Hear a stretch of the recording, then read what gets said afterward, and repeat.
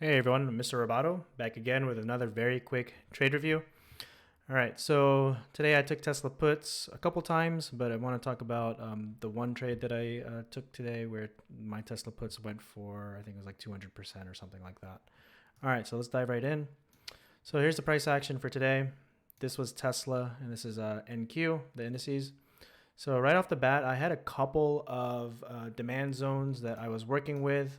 So for Tesla, Tesla was hard to draw your zones on today, mainly because of this large downward move from yesterday. There was not any clear place where the price based for an extended period of time, but I was able to draw in pre-market. There was a clear 30-minute supply zone here, and then a larger 1 hour supply zone, right? From yesterday, and then I had to actually go down into the 20-minute, time frame to actually get a clear 20-minute supply zone right here. All right. So I don't do this often, but I will go through all the different time frames just to get a clear zone. If I need to find another zone, because had I just gone with this 1 hour supply zone, this is too large of a zone for me to gauge any sort of strength or weakness in the market. Okay, so I like to use these zones to sort of like I said, gauge the strength or the weakness in this specific market, right? So we can see strong bounce in Tesla in the morning. I did play puts right off of morning. I played puts from here to here, like already off the bat, like a really good win for me in the morning. But that's not the trade I want to talk about. I want to talk about when I took puts right around here later on in the day. All right, so the other part of this is that we have to look at NQ, right? So, if you go through any of my videos, I use NQ to sort of gauge the overall market for the day. Well, this is what I had on NQ going into the morning.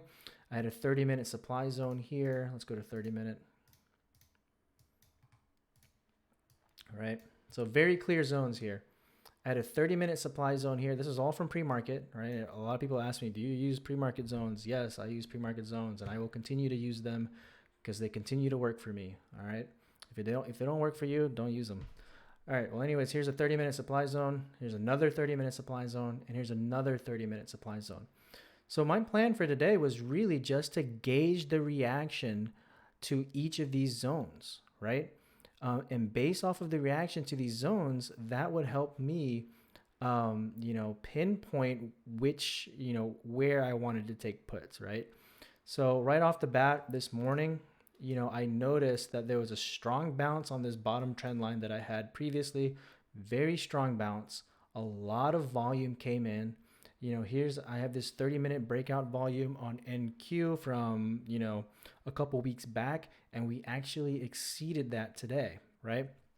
So right off the bat, despite having a bearish thesis for today, I knew that I needed to be very patient on taking puts today because of this breakout volume that came in. Plus, with how strongly we violated this first 30-minute supply zone, this right there told me that I needed to be, like I said, very patient on taking puts today. I needed to wait for a lot of confirmation in order to take puts today. Okay. Well, the next 30 minutes, again, we violated this 30-minute supply zone, again, very strongly, right? So immediately, this supply zone was a no-go for me. I'm not taking puts here. This supply zone became a no-go for me. I'm not taking puts here because of the strength of this move. So my target became this supply zone.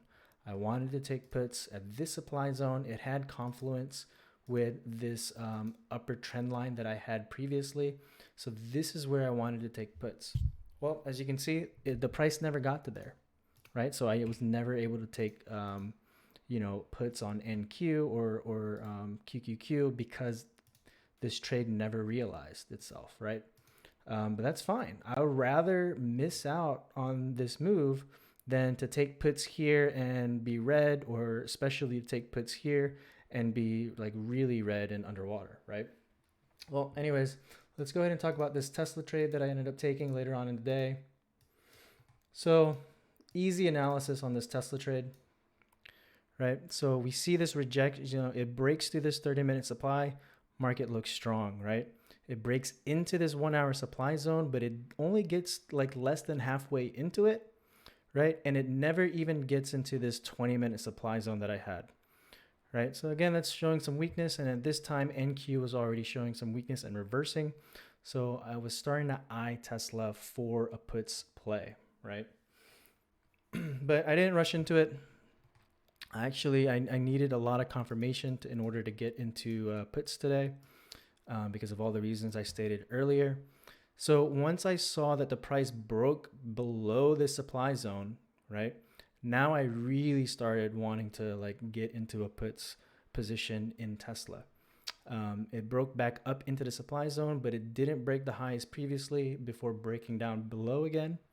And then on this green candle, I had my puts queued up and I was about to enter. And the other reason why I entered around here was because this is 1330, right? Well, as you can see at this point, NQ had already reversed for the day. NQ was near its low of day around 1330. This is 1330 on NQ, okay? It's already at its low of day, whereas Tesla was still up here at 1330. So I entered my puts on Tesla on this green candle and the rejection of this supply. Right around here is where I entered, and I wrote it all the way down to like pretty much right here. Knowing that Tesla had relative strength for today, and I know that because it's holding itself up while the overall market is already down. There's no way I could have targeted low of day for Tesla, right? So my target was essentially this 30-minute demand zone from pre-market. And you can see that right here, a 30-minute demand zone that formed in pre-market. This became my target rather than like low of day like an NQ, right? This became my target, and I essentially sold right at this demand zone. So very simple trade, very simple analysis, seeing that NQ was leading on this downward move, seeing the rejection of these supply zones, became a very easy entry for me on Tesla with a clear target of this 30-minute demand zone. So from here to here, if you can see,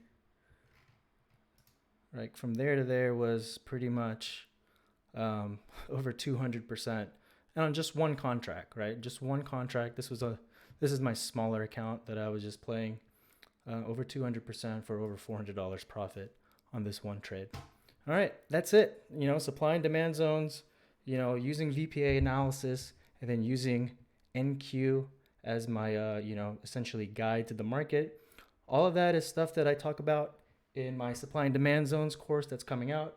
If you're interested, it's supplyanddemandzones.com. And that's it. I'll talk to you guys later. Hope you learned something.